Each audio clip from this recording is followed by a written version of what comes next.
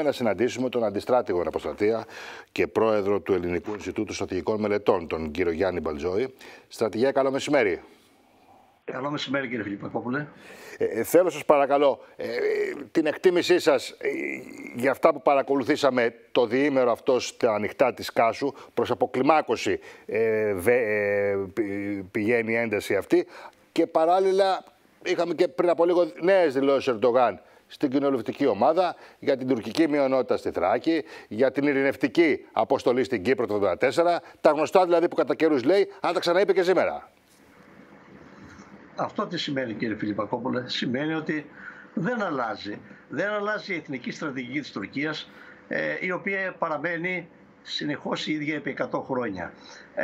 Ο κύριος Ερντογάν απλώς μας τα έκανε ξεκάθαρα πλέον τα πράγματα και όχι μόνο αυτό, μας έβαλε να υπογράψουμε και ένα αλίστου μνήμης χαρτί, στο οποίο εμείς πρέπει να καθόμαστε σούζα, συγγνώμη για την έκφραση. Τη διακήρυξη των Αθηνών λέτε, τη διακήρυξη των Αθηνών. Ακριβώς. Ναι. Το οποίο δεν έχει καμιά νομική αξία. Και εμείς ομνίουμε και προσκυνούμε αυτό το χαρτί, το οποίο περιλαμβάνω δεν έχει καμιά νομική αξία, και από την άλλη μεριά η Τουρκία βάζει όχι μόνο τα πάντα πάνω στο τραπέζι, αλλά ακόμα περισσότερα. Δηλαδή, από αυτά που ξέρουμε, όσο περνάει ο καιρός, σε λίγο θα φτάσουν, ξέρω και εγώ, στον Αυρακικό κόλπο, εκεί στην πατρίδα μου, κάπου εκεί, ας πούμε. Γιατί μετά από εκεί αρχίζει η Ιταλία. Εγώ θέλω να πω για το θέμα της Κάσου, το οποίο είναι πάρα πολύ σοβαρό. Λένε, διαβάζω στον τύπο, λέει πρόκληση, λέει της Τουρκίας. Δεν είναι πρόκληση. Είναι κήρυξη ολοκληρωτικού πολέμου. Γιατί είναι κήρυξη ολοκληρωτικού πολέμου? Διότι αμφισβητώντας την υφαλοκρηπίδα, και μάλιστα εκεί είναι και ΑΟΣ, έχουμε υπογράψει ΑΟΣ με την Αίγυπτο, μάλιστα έχω μάθει ότι δεν ήταν έξω από τα 6 ναυτικά μίλια τα πλοία, ήταν λίγο πιο μέσα από τα 6 ναυτικά μίλια. Ναι, ήταν πιο μέσα. Αυτό λέει το ρεπορτάζ, αυτό λέει, ότι είναι πιο μέσα από τα 6. Λοιπόν, αυτό επικαλούμε κι εγώ. Άρα εδώ μιλάμε για το σκληρό πυρήνα της εθνικής μας κυριαρχίας. Είναι, κύριε Φιλιππακόπουλε, σαν να πήγανε στην Πάτρα. Παραβιάσαν δηλαδή ξηρά. Λοιπόν, για να καταλάβει ο κόσμος περί τίνος πρόκειται, τι είναι στο διεθνές δίκαιο. Αλλά και πάλι στα 6 έως 12 ναυτικά μίλια, που κακώς και μοναδικός σε όλο τον κόσμο δεν έχουμε διακηρύξει, εκεί είναι εθνικά κυριαρχικά δικαιώματα. Υπάρχουν, το προβλέπει ο νόμος. Το αν δεν τα ασκούμε εμείς είναι άλλο πράγμα. Ναι. Άρα λοιπόν, αυτή η αμφισβήτηση ότι ένα νησί, η Κάσος, δεν έχει υφαλοκρηπίδα, δεν έχει ΑΟΣ που έχει κατατεθεί στον ΟΗΕ η συμφωνία μας με την Αίγυπτο, αυτό σημαίνει ότι όλα τα ελληνικά νησιά δεν έχουν υφαλοκρηπίδα. Αντιλαμβάνεστε που το πάνε οι άνθρωποι? Ότι αμφισβητούν όλα τα ελληνικά νησιά. Δεν είναι μόνο η Κάσος, δεν έχει καμιά εξαίρεση η Κάσος, αλλά εκεί είναι ο στόχος. Θέλουν δηλαδή να αμφισβητήσουν τα πάντα. Γιατί? Πώς θα το αιτιολογήσουν αυτό? Ξέρετε, η γαλάζια πατρίδα που χωρίζει το Αιγαίο στη μέση, τι είναι στην πραγματικότητα? Θα έλεγα ότι είναι μια γεωπολιτική επιχωμάτωση της ξηράς, που φτάνει μέχρι τη μέση και λέει μας ανήκει. Όταν τους λέει κάποιος υπάρχουν κάποια νησιά εκεί, όχι μόνο, λάθος κάνετε, πλωτές εξέδρες είναι εκεί που στέκονται στην περιοχή της τουρκικής υφαλοκρηπίδας. Διότι τα νησιά αυτά είναι πάνω στην τουρκική υφαλοκρηπίδα. Αυτά μας λέγανε, αυτά επαναφέρω και τώρα. Άρα, κύριε Φιλιππακόπουλε, εγώ θεωρώ ότι είναι μια ξεκάθαρη ενέργεια ολοκληρωτικού πολέμου. Και εμείς άδομεν, όπως έλεγαν και οι αρχαίοι. Των οικειών ημών επιπαπραγμένων, δηλαδή καίγονται, εμείς άδομεν. Να σας ρωτήσω κάτι, στρατηγέ μου, να σας ρωτήσω κάτι. Επί του συγκεκριμένου, κατά τη γνώμη σας, εφόσον η Τουρκία έστειλε τα 5 πολεμικά πλοία, όπως το περιγράψατε, εμείς τι έπρεπε να κάνουμε? Η Ελλάδα. Η Ελλάδα, κοιτάξτε, όταν έπρεπε να είχαμε καταστήσει καταρχήν σαφές ότι η αδίποτε ενέργεια επί του εδάφους αυτού, το οποίο θεωρούμε ότι είναι καθαρά ελληνικών κυριαρχικών συμφερόντων, θα το αντιμετωπίσουμε με τον σκληρότερο τρόπο. Εμείς θα έπρεπε να κλιμακώσουμε την ένταση. Αλλά πριν γίνει αυτό έπρεπε να είχαμε καταγγείλει τη Συμφωνία των Αθηνών. Να την πετάξουμε. Να προβούμε στους φίλους και συμμάχους την κατάσταση στο ΝΑΤΟ, ορίστε τι κάνει. Και τρίτον, να κινητοποιήσουμε το στόλο μας. Βέβαια, υπάρχει και άλλη άποψη. Άκουσα από τον κύριο Αϊφαντή που λέει μια ρίση στο στρατό. Άμα συμβαίνει κάτι, και τώρα τι κάνουμε, ρε Σιράνο, ένα στον άλλον? Λέει, φίλε, ας πρόσεχες. Κάποιος νεότερος κάτι έγινε και λέει τι κάνω τώρα, ας πρόσεχες. Έχει και αυτό τη λογική του.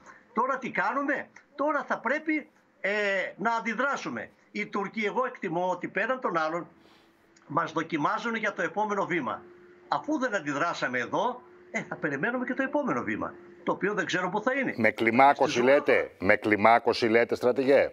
Βεβαίως, εκτιμώ ότι το φθινόπωρο θα έχουμε κλιμάκωση. Το προετοιμάζω σιγά σιγά. Γιατί όλα αυτά τα βήματα που βλέπουμε, γιατί ο πυροβολισμός του συνοροφύλακα στον Εύρο, αυτό είναι πολεμική πράξη. Το να πυροβολείς στην άλλη πλευρά. Αν το κάναμε εμείς, τι θα είχε κάνει η Τουρκία?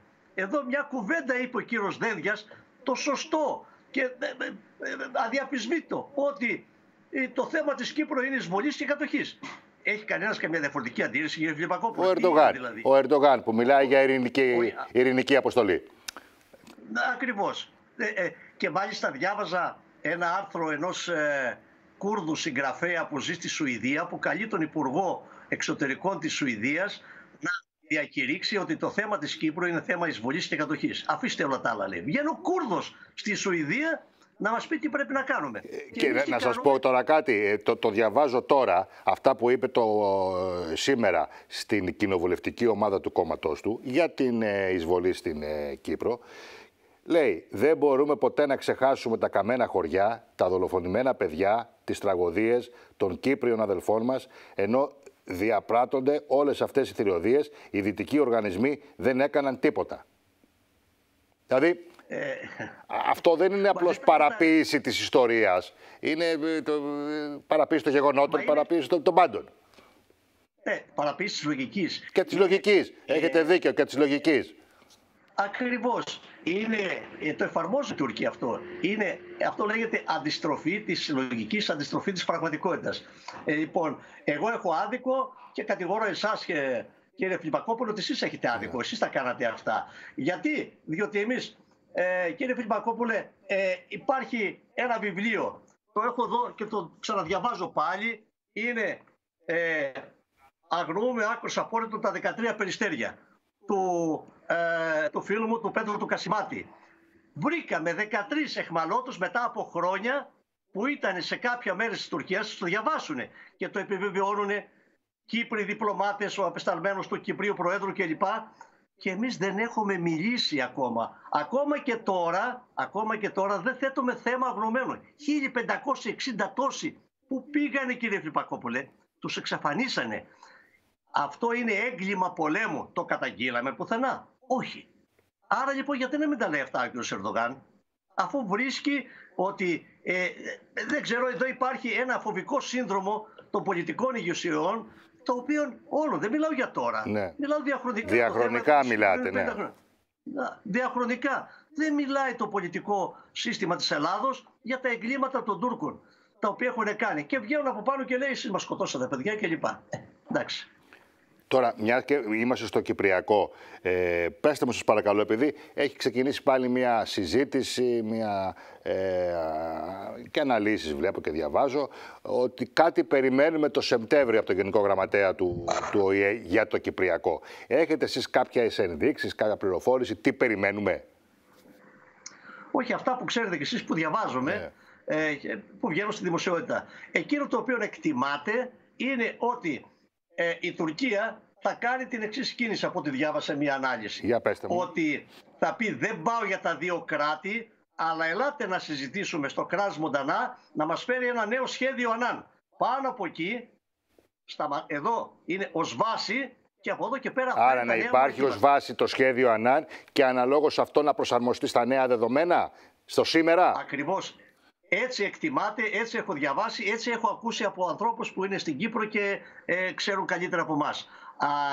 Εδώ θα ήθελα να πω το εξής, θα μου επιτρέψετε, γιατί μιλάμε για την Κύπρο. Βεβαίως. Άκουσα τον κύριο Πρωθυπουργό, ο οποίος, ναι, ο μοναδικός που πήγε μετά από 50 χρόνια. Αυτό είναι σημαντικό πάντως, βεβαίως, στρατηγέ. Είναι σημαντικό, αλλά εκεί πάμε για να τιμήσουμε μία μνήμη ολέθρια για τον ελληνισμό. Δεν πάμε για δεξιώσεις και άλλα αυτά. Και να καταδείξουμε το θέμα. Ποιο είναι το θέμα, όπως σας είπα, εισβολής και κατοχής των αγνοουμένων, τις αποζημιώσεις που πρέπει να επιβάλλει η Τουρκία κλπ. Άκουσα λοιπόν πολύ προσεκτικά το λόγο του κυρίου Πρωθυπουργού. Απλώς θέλω να επισημάνω κάποια πράγματα, διότι πραγματικά μου κίνησα την περιέργεια. Έχω κάνει διεθνές δίκαιο στο Πανεπιστήμιο. Λέει ο κ. Πρωθυπουργός για μια κυπριακή δημοκρατία, μια κυριαρχία, μια διεθνή προσωπικότητα, μια ηθαγένεια, προσέξτε, και σε μια διζωνική δικοινοτική ομοσπονδία, σε ένα ενιαίο κράτος. Καταλάβατε τι είπε? Λοιπόν, όλοι ξέρουν, ακόμα και ο πρωτοετής φοιτητής της νομικής, ότι τα κράτη χωρίζονται σε δύο κατηγορίες. Στα σύνθετα, που είναι οι ομοσπονδίες, και στα ενιαία. Δηλαδή, το σύνθετο κράτος που θα είναι η Κύπρος, με τις δύο κοινότητες κλπ, θα είναι ενιαίο. Φαίνεται ο λογογράφος δεν έχει και καλές γνώσεις σύμφωνα με το διεθνές δίκαιο και τη διεθνή νομολογία. Λοιπόν, άρα αυτό που μας λέει ο κ. Πρωθυπουργός, και είπε και ο κ. Χριστοβουλίδης, μας μιλάνε πάλι για αυτό που λέγαμε, ή για ένα σχέδιο Ανάν ή υπομορφή, δεν μιλάνε για ενοποίηση που είπε ο κ. Πρωθυπουργός. Δεν υπάρχει ενοποίηση. Τι θα ενοποιηθεί? Λοιπόν, μιλάμε στην πραγματικότητα για διχοτόμηση. Γιατί? Θα σας πω, το είπε ο Γιάννος ο Χαραλαμπίδης, αυτό τον οποίο είναι φίλος κλπ. Λέει, έδωσε ένα βιντεάκι από μια συνέντευξη του 1976 του Αρχιεπισκόπου Μακαρίου. Και του είπανε ότι μήπως θα πρέπει, λέει, τώρα την διζωνική δικοινοτική ομοσπονδία να τη δεχτούμε? Και λέει ο Μακάριος, όχι, λέει, όχι ομοσπονδία επί δύο κρατών, διότι η Τουρκία θα επιδιώξει συνομοσπονδία δύο κρατών. Όχι ομοσπονδία επί δύο ζωνών, αλλά συνομοσπονδία. Ναι, η ομοσπονδία των δύο ζωνών όχι, λέει, διότι η Τουρκία θα το κάνει, θα το επιδιώξει σαν συνομοσπονδία δύο κρατών. Ναι. Και δεν πρέπει να το δεχτούμε. Μα η κατάσταση είναι αυτή. Θα υπομείνουμε, λέει ο Μακάριος. Θα υπομείνουμε και δεν πρέπει να δεχτούμε αυτή τη λύση. Άρα λοιπόν, πόσο ο Κύπριος Πρόεδρος και πόσο ο Έλληνας Πρωθυπουργός μιλάνε για διζωνική δικοινοτική ομοσπονδία που την έχει απορρίψει ο ίδιος ο Μακάριος από το 1976. Μάλιστα. Θα δούμε, ούτως ή άλλως τα έχουμε εξελίξει στο επόμενο διάστημα. Κύριε Μπαλτζόη, μου επιτρέπετε, βεβαίως. Να επιτρέπετε να πω δύο λόγια για το περιστατικό που έγινε στον Εύρο. Ναι. Δεν έχω υπηρετήσει, ξέρω την περιοχή. Έχετε υπηρετήσει και πάνω, νομίζω, αν θυμάμαι καλά. Έχετε υπηρετήσει και στην περιοχή. Ναι, έχω υπηρετήσει 2-3 φορές και ήμουν και διοικητής μονάδος στο Βόρειο Εύρο περισσότερο, αλλά το ξέραμε όλο τον Εύρο. Εκεί σε αυτή την περιοχή έκανα αντιπιθέσεις μετά με την επιλαρχία μου.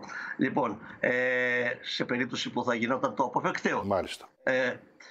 Εκεί λοιπόν δεν έχει ολοκληρωθεί ο φράχτης, είναι στις σφαίρες στην περιοχή, δεν έχει προχωρήσει. Από εκεί λοιπόν και ιδίως τώρα το καλοκαίρι, όπως πολύ καλά ξέρετε, ο Εύρος, τα νερά πέφτουν πολύ χαμηλά. Και υπάρχουν ορισμένα σημεία στα οποία περνάς απέναντι, άντε να σε πάρει μέχρι τη μέση το πολύ. Ναι. Λοιπόν, άρα είναι πιο εύκολο η είσοδος λαθρέων μεταναστών από τη μια πλευρά στην άλλη. Και βασικά από την ανατολική όχθη στη δυτική όχθη.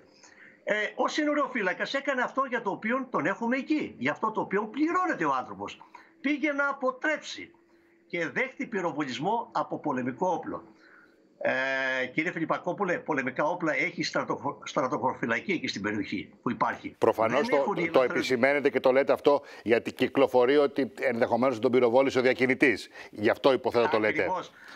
Οι διακινητές δεν έχουν μεγάλα όπλα. Να έχουν και ένα πιστόλι, μαχαίρι, ναι. Αλλά να ξέρετε ότι όλοι αυτοί ελέγχονται, είναι από τον έλεγχο κατά τη διακίνηση των μεταναστών μέσω της στρατοχωροφυλακής. Και πληρώνουν τα λεφτά αυτά, πάνε στο βαθύ κράτος της Τουρκίας. Η Τουρκία βγάζει ακόμα και από αυτό το λαθρεμπόριο των ανθρώπων. Αυτό σας το λέω. Αν εμείς θα έπρεπε να είχαμε αντιδράσει, να ζητήσουμε έρευνα και την επίδοση αυτού του ανθρώπου που πυροβόλησε τον Έλληνα συνοριοφύλακα και να δικαστεί στην Ελλάδα. Μάλιστα. Εγώ δεν είδα τέτοιο πράγμα ακόμη. Μάλιστα. Και ούτε θα δω, εκτιμώ. Μάλιστα. Και ούτε θα δω. Είναι δύσκολο. Να επαναλάβω και για την Κάσο αυτό. Δεχόμαστε ολοκληρωτικό πόλεμο. Ας το αντιληφθούμε. Θα το αντιληφθούμε όταν η Τουρκία θα πει δεν θέλω τη διακήρυξη Αθηνών και θα αρχίσει να κάνει αυτά τα οποία κάνει. Ήδη έχει αρχίσει. Και βλέπουμε.